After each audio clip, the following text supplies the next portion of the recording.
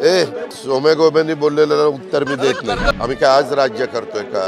आम्हाला राज्य चालवण्याचा काही अनुभव नाही का?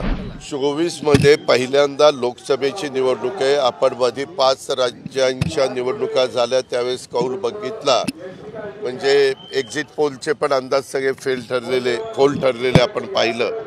शेवटी जनता जनार्दन सगळे सर्वस्व आहे। बाबासाहेबांनी संविधान आपल्याला दिलं, त्या संविधानाचा आपण सगळेजण आदर करतो। डॉक्टर बाबासाहेब आंबेडकर घटनेचे शिल्पकार यांनी आपल्याला प्रत्येकाला मताचा एक अधिकार दिला। त्या अधिकाराचा वापर कसा करायचा हा प्रत्येकाचा वैयक्तिक प्रश्न आहे। आणि अशा सगळ्या गोष्टी असताना आज देशाच्या समोर तरी मी ज्यावेळेस पाहत असतो, मी पण एक अधिक वर्ष समाजकार्य राजकारण करणारा कार्यकर्ता आहे, परंतु नरेंद्र मोदींच्या शिवाय दुसरा पर्याय आपल्याला कुठलाही पाहायला मिळत नाही। आज त्यांच्या नेतृत्वाखाली जागतिक स्तरावर आपल्या देशाची शान वाढते, मान वाढतोय, देशाचा नावलौकिक वाढतोय। त्याचबरोबर वेगवेगळ्या घटकाच्या करता गेले 9.5-10 वर्ष त्यांनी ज्या काही योजना राबवलेल्या आहेत आणि त्या योजना राबवत असताना वेगवेगळ्या प्रकारचा प्रचार करण्यात आला, हे असं होईल ते तसं होईल, परंतु तसं न होता सगळ्यांना न्याय देण्याची भूमिका ही त्यांची चाललेली आहे। आणि त्यात युवा शक्तीला पण पुढे आणण्याचा प्रयत्न हा कसा करता येईल। आज 80 कोटी जनतेला मोफत अन्नधान्याचं वाटप होतं।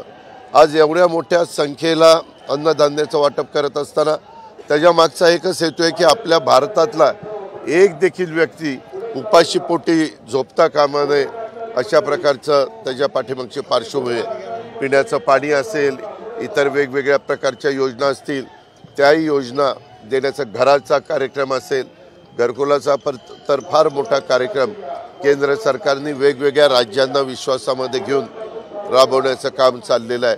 आणि सगळ्या सणाला सगळेजण एकमेकाच्या आनंदामध्ये सहभागी होतात आणि सण साजरे करत असतानाचं चित्र आपल्याला पाहायला मिळतं। डीपीडीसीच्या विषयात भाजप पदाधिकारी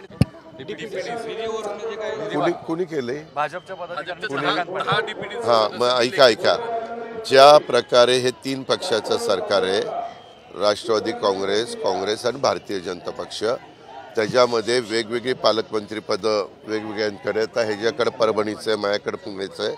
साधारण जे सूत्र ठरलेलं आहे, मी अलीकड पालकमंत्री झालो, अलीकड म्हणजे 3-4 महिने झाले असतील, त्यावेळेस सोलापूरला राधाकृष्ण विखे पाटील साहेबांनी जे सूत्र ठरवलेलं होतं तशाच पद्धतीचं सूत्र आपण इथं ठरवलं। त्याच्यामध्ये काही गैरसमज असेल तर मला माहीत नाही। मी आज ह्या जिल्ह्याचा पालकमंत्री झालेलो नाही आहे। अनेक वर्ष महाराष्ट्रातल्या जनतेने मला वेगवेगळ्या पदांवर संधी दिलेली आहे। माझ्या जिल्ह्यानी इथल्या सहकाऱ्यांनी मला इथं पालकमंत्री म्हणून संधी दिलेली आहे।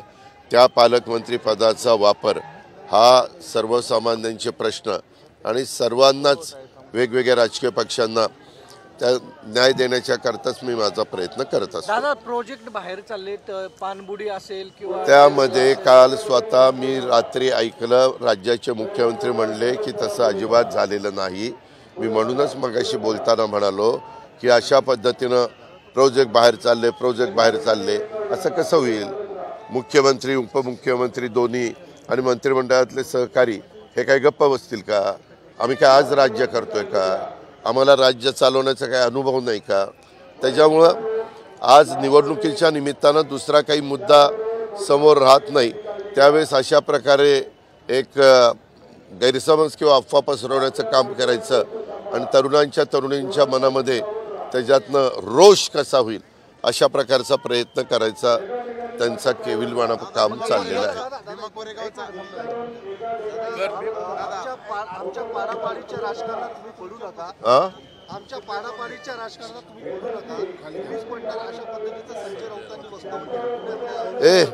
उद्या सोमे गोबेंनी बोललेलं उत्तर मी देत नाही। धन्यवाद।